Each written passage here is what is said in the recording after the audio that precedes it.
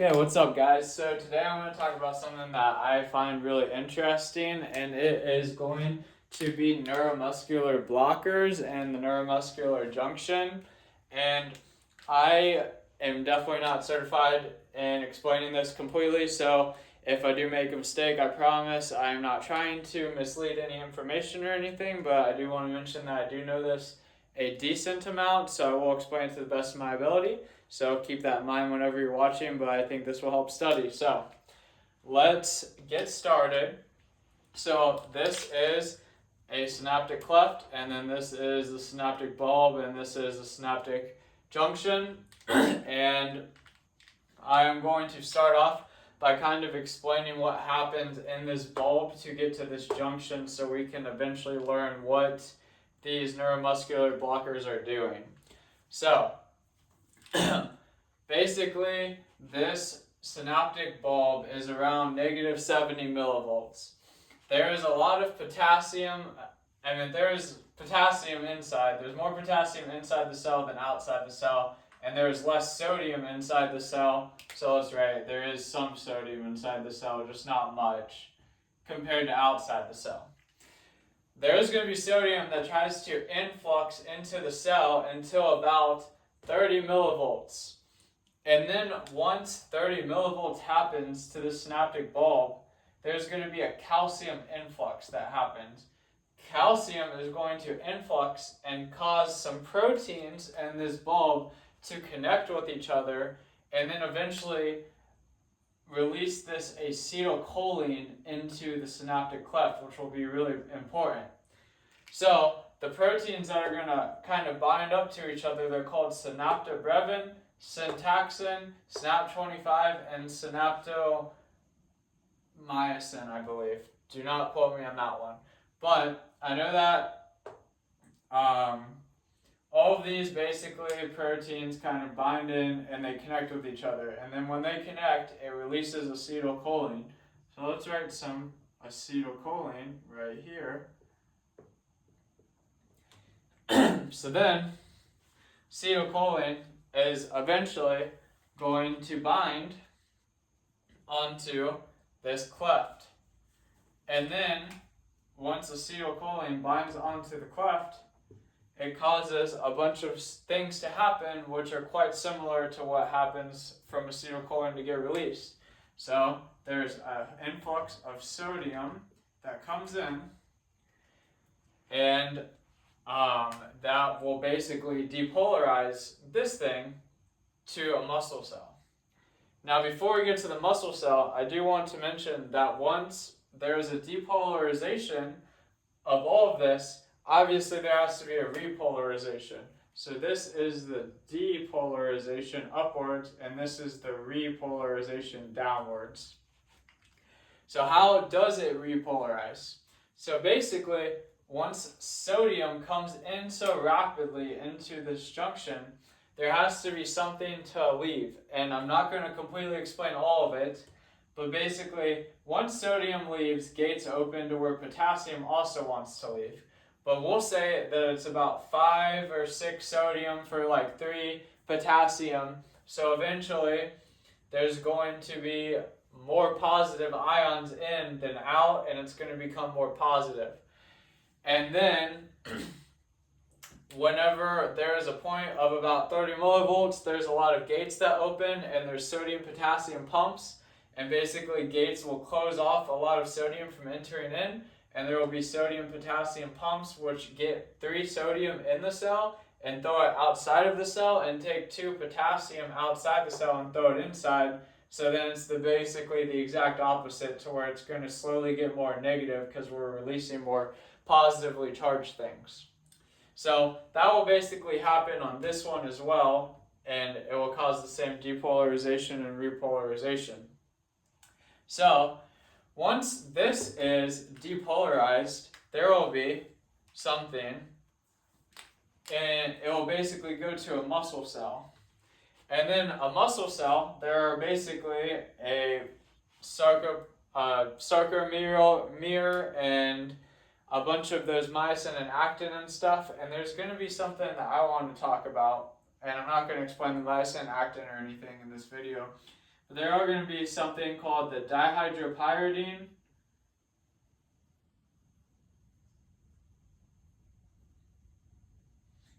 And then it will basically hold on to something. And then there will be something called the ranitidine.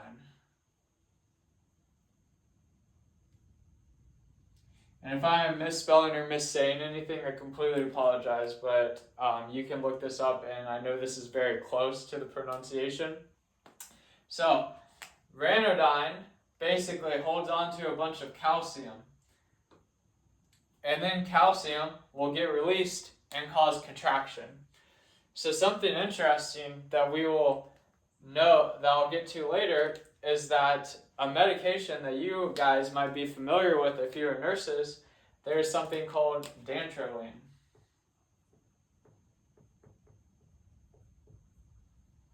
And that is used to prevent malignant hyperthermia, and it blocks the ranitidine receptor. So that will prevent calcium from getting released into the muscle. Okay, now that you kind of know a little bit about the process of what's happening, let's go on to medications. So I like to think of the depolarization neuromuscular blockers and the non-depolarizing neuromuscular blockers by a master key and a key that doesn't fit into the lock. So the depolarization succinylcholine, this is the only one that you guys will probably ever use. I think there's one other in a whole different country, but in America, the only depolarizer we use is succinylcholine. I think of this as the master key.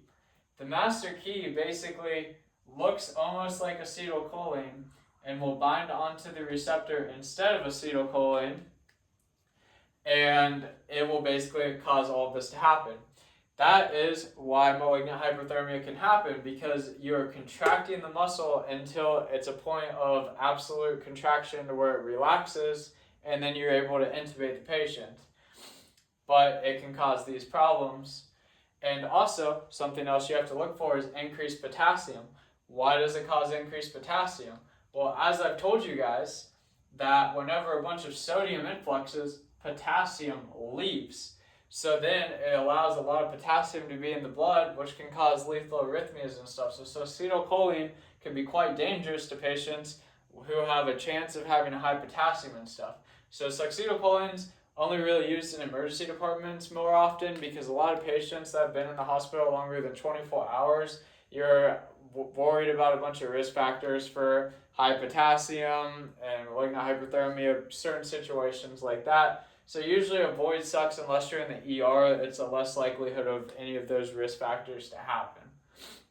Okay, so let's go on to the non-depolarizing neuromuscular blockers. And I'm not going to explain all of them, but the one that you use for RSI of this one would be rocuronium. And I think of these as a key that doesn't really fit into the lock. So it will basically, instead of the succinylcholine causing all of this to happen, it will basically go into this and plug up this hole, and then you can't unlock it, so this doesn't get stimulated, and then acetylcholine can bind onto this part, but it doesn't matter because rocuronium or vecuronium, pancuronium, atracarium, or cisatracarium is holding on to this to not allow this to depolarize. Okay, so now you understand the difference between depolarizing and non-depolarizing. So I'm going to tell you the two different classes of this and why it's important. So there is the aminosteroids, which is roc, vec, and pan, and then there's the benzylquinolones, which are atracarium and cisatracarium. Atracarium is not really used that often because it can cause histamine release, so cisatracarium is a lot safer, so this is the one that we'd really use.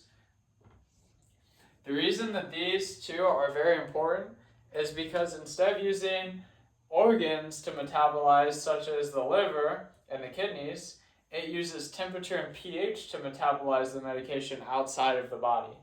And it's a lot easier to control a patient's temperature and pH than their liver and their kidneys. So these are a lot of go-tos for long-term use if we needed to keep them paralyzed to comply to the ventilator.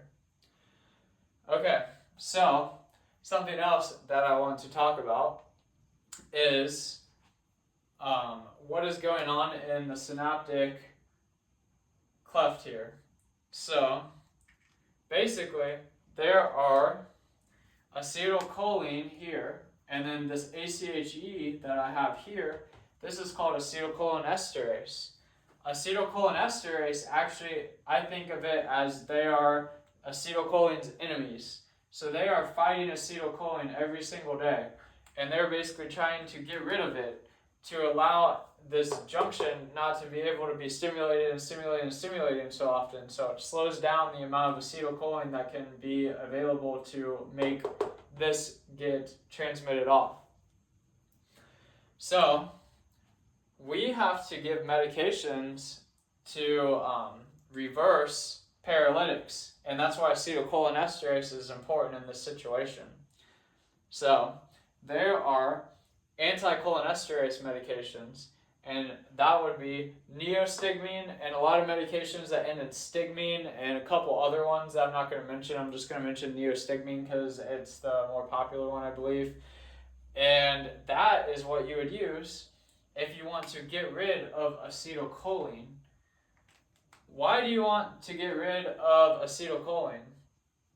So basically, if you are using a paralytic to stimulate this junction, then acetylcholine cannot attach to it because there's not a good balance of acetylcholine, which usually we like a good balance. But if we have a neuromuscular blocker on this, we want a lot of acetylcholine to basically knock that neuromuscular blocker out, so then acetylcholine can stimulate it. The problem with this is that once acetylcholine can bind so hard to these nicotinic and muscarinic receptors, basically is going to cause a lot of side effects, which would be the SLUDGE acronym that you guys might remember, which would be like salivation, lacrimation, urinary problems, diarrhea, GI issues, emesis. And it can also cause asystole, which obviously we don't want that in a patient. So to combat those side effects of all of those problems, asystole and all, we can give Robinol or atropine, which are anticholinergics, which basically block the cholinergic receptor, which the acetylcholine just binded to cause all of these problems. Robinol would usually be the first one you use. If Robinol is being used and the heart rate's still in the 30s because of the acetylcholine stimulation, then we can use atropine. Something that's important to know is Robinol does not cross the blood-brain barrier, but atropine does cross the blood-brain barrier. And that's usually a good, simple way of knowing what's kind of going on when we are giving neuromuscular blockers to these patients. The last thing I do want to mention before I end this video is there is this newer medication called Sugamidex. And this only works with the aminosteroids. It doesn't really work with the benzoyl-quinolones. And it works mostly with ROC, and then second best would be Beck, and then third best would be pancuronium. And I think that's mostly because this is labeled in the half-life, so rocuronium's the fastest. So I think that's a little bit of why it binds better. But instead of working the way I just explained, Sugamidex, we'll pretend that this is a bunch of rocuronium right here. So instead of just trying to get a bunch of acetylcholine to knock that rocuronium off, Sugamidex basically tries to encapsulate a lot of the rocuronium, and then that is just secreted out in the kidney, and then you don't have to deal with these potential side effects. The problem is Sugamidex is very new, so we don't know any potential complications that could happen long-term or anything, so it is a newer medication. A lot of people do like it right now, but it still definitely needs a lot more research than what we have been using. And I hope this helps. Something else that I probably forgot to mention is that usually this calcium influx happens around 30 millivolts, which is like the peak potential. So I know I put this past 30, but it really isn't. And then once repolarization happens, it'll go actually down past negative 70 to around like negative 90 or negative 100 or something. And then this is like an absolute refractory period where we can't actually stimulate it. So it actually needs to get all the way up here and recover before it can be another stimulation. I think that's it. If I missed anything, obviously feel free to leave a comment. I'm always trying to learn, and I will be excited to give you guys another video later on. And thank you for watching.